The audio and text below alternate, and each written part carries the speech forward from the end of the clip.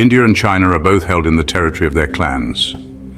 These two neighboring giants have a long history of territorial disputes that have led to several military standoffs and diplomatic tensions over the years. According to China, Arunachal Pradesh, a region within India, is considered part of the eastern part of Tibet, a region under the control of China. This claim is strongly contested by India, which maintains that Arunachal Pradesh is an integral part of its sovereign territory. Likewise, in Aksai Chin, it is claimed by China that it is considered part of Ladakh, a region in the lobe of India. This area is strategically important for both nations, and the dispute over Aksai Chin has been a major flashpoint in India-China relations. The ongoing dispute between China and India is due to the establishment of the so-called line of actual control. This line serves as the de facto border between the two countries, but its exact location is often contested, leading to frequent skirmishes and military patrols. However, this agreement continues to violate the dispute. Diplomatic efforts to resolve the border issues have been ongoing, but progress has been slow and often hampered by mutual distrust and nationalistic fervor on both sides. The tension of China's release of the new standard map, which includes the 10-dash line, which includes some of India's territory on their map that opposes India. This new map has further escalated tensions, with India strongly protesting the inclusion of its territory in China's map. The international community watches closely as these two nuclear-armed neighbors navigate their complex and often contentious relationship. In addition to India, another powerful country that is a partner of the Philippines is Japan. Japan has been a steadfast ally, providing economic and military support to the Philippines, especially in times of regional tension. This partnership is part of Japan's broader strategy to counterbalance China's growing influence in the Asia-Pacific region. This rivalry stemmed from Japan's and China's defeats in territory acquisitions, particularly on Senkaku Island. The Senkaku Islands, known as HYEW in China, have been a point of contention for decades. Both nations have historical claims, with Japan asserting control since the late 19th century and China arguing that the islands have been part of its territory for centuries. Japan has had control of the islands since 1895, which was a private property until China began issuing claims in the 1970s. The discovery of potential underwater oil and gas reserves in the 1970s heightened the stakes, leading to increased nationalistic fervor and diplomatic protests from both sides. The tension rose even more in 2012 when the Japanese government bought 3 of the island's disputed islands from a private owner, which resorted to high-profile claims. This move was seen by China as a provocative act, leading to widespread protests and a significant increase in maritime patrols by both nations.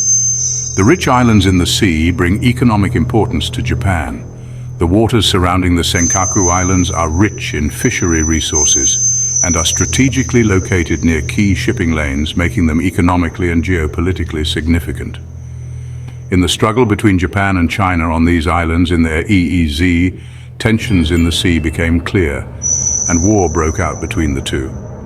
The frequent military standoffs and naval maneuvers have raised concerns about the potential for an accidental clash that could escalate into a larger conflict. The US-Japan Security Treaty provides support to Japan in territorial talks, but the US prevents active cooperation to avoid further disputes.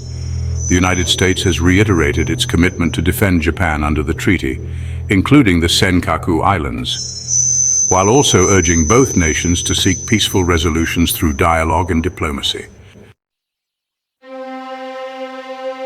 It is possible that Taiwan is still in a dangerous situation because of China's continued influence here and is worried about the issue. China is saying that Taiwan was a former province and now it wants to reunite with them, but Taiwan's view of their independence remains divided. China is struggling because of the US support for Taiwan. Even though China wants it, most Taiwanese do not agree. The tension in the region is growing and Taiwan is struggling to maintain its own sovereignty amid China's influence and US support. Russia and China are known as allies. Despite many agreements signed between the two countries, China still insists that almost 160 square kilometers of Russia is theirs. Even then, it was agreed that Russia would go to the so-called territory. Until now, there has been no clear change in the so-called territory. And here again, there was also a conflict when it came to the border of North Korea and China. Between their borders is the Yalu and Kunming River, where there are uninhabited islands. Until now, the two countries are still fighting over who really owns these islands. Another thing they are fighting for is the active volcano, the Paektu Mountain. In 1963, there was a secret agreement between the two countries. But now the so-called agreement is no longer valid. This time, there may also be a relationship between China and North Korea. Another country is South Korea, which is known as a country with a good economy. They have an overlapping air defense identification zone. This is because of the Socotra in the Yalu Sea, which stands at the end of their air defense identification zone, which is also occupied by China. But the Socotra is just one stone in the sea. South Korea has already built a helipad on this stone and used it to extend their air defense identification zone. Until now, the two countries are still fighting over this stone. It is also noteworthy that the UK and Canada joined us when it came to the threat of China in the West Philippine Sea. They gave us support because it is up to them to deal with the dangerous and unprofessional actions of the Chinese in the South China Sea, and so that their support in the Philippines remains intact in its assertion of sovereignty within the exclusive economic zone of the country. The Australian ambassador to the Philippines was the first to express his condolences, highlighting the deep and enduring relationship between the two nations. He emphasized the importance of solidarity and mutual support in times of need, reflecting the strong diplomatic ties that have been built over the years. While the US Defense Department also said that they have returned to upholding the rights of Filipinos in the South China Sea, they reiterated their commitment to ensuring peace and stability in the region. This move is seen as a reaffirmation of the long-standing alliance between the United States and the Philippines, which has been a cornerstone of regional security. Support from the US, Australia, and Canada is a big deal for the Philippine Coast Guard.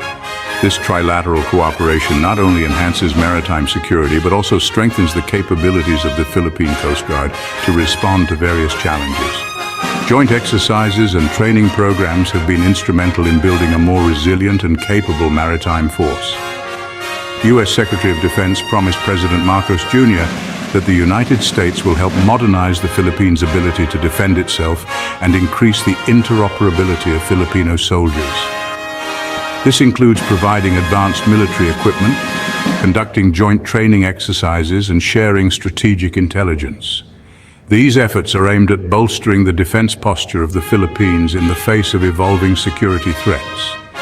The President was also encouraged to be more friendly in the relationship and alliance of the two countries, because they are a family that longs for a free and open Indo-Pacific.